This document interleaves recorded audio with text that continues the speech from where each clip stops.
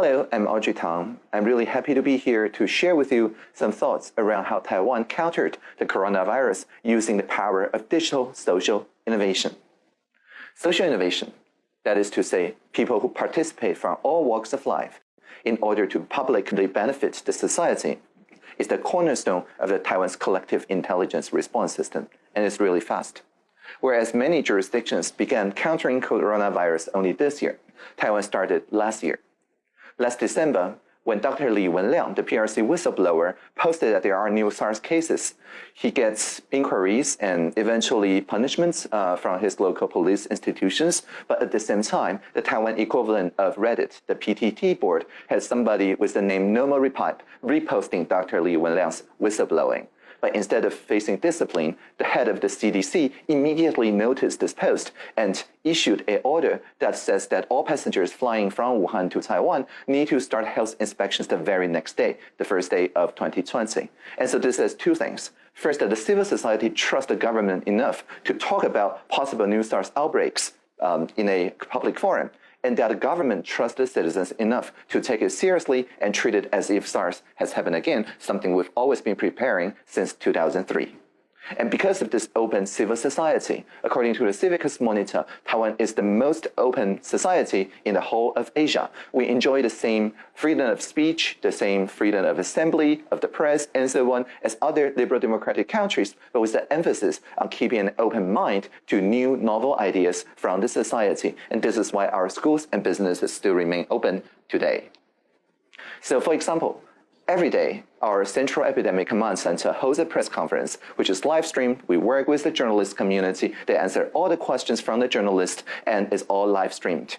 And because of this, whenever there's new ideas coming from the civil society, anyone can pick their phone and call 1922 and tell that idea to the CECC. For example, there was one day in April that a young boy that said they don't want to go to school because their schoolmates may laugh at him for wearing a pink medical mask. The very next day, everybody in the CECC press conference started wearing pink medical masks and making sure that everybody learns about gender mainstreaming, which is, again, a social innovation. So this kind of fast response builds trust between the government and the civil society. Another focus is fairness. For example, when we ramped up the facial mask production, making sure that everybody can use their national health insurance card to collect masks from nearby pharmacies, fairness is the guiding principle. So not only do we publish the stock levels of all the pharmacies, but we actually publish it every 3 minutes. And that is why GovZero and many community contributors built more than 130 tools that enables people who prefer viewing maps or people with blindness who prefer to hear from voice assistants, as well as people who are using the chatbot like the Line platform, which is very popular and so on, can get the same inclusive access to the information about which pharmacists near them still have the mask. And because Taiwan has more than 99.9% of health coverage, people who show any symptom will then be able to take medical mask, go to a local clinic, knowing that they will get treated fairly and without incurring any financial burden.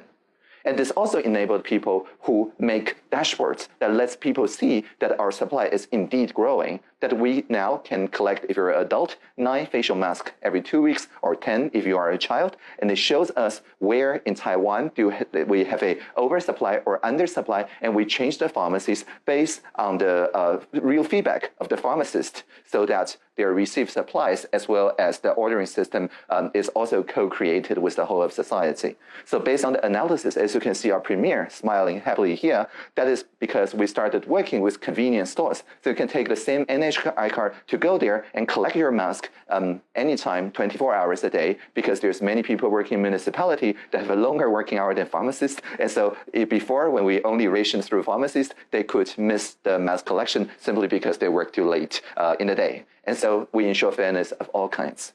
And finally, I would like to stress that because it's a stressful time, people feel anxious. There's a lot of panic buying, a lot of conspiracy theories. In Taiwan, our counter-disinformation strategy is based on the idea of humor over rumor. So when there is a panic buying of tissue papers, there was a rumor that says it's the same material as facial mask. And there was a panic buying. The same premier, smiling in the previous slide, now shows his bottom and says in a very large print that we only have one pair of buttock each. So meaning that we don't need to panic buy tissue papers. And then it shows a very clear table saying the facial masks are produced using Taiwanese materials, and the tissue paper are produced using South American materials. And this went absolutely viral. And because of that, the panic buying of tissue paper is died down within a day or two. And finally, we found out the person who spread the rumor at the first place was the tissue paper reseller. And this is not just a single shot point in the social media. Every single CECC daily press conference gets translated by the Ministry of Health and Welfare spokesdog, or 总裁,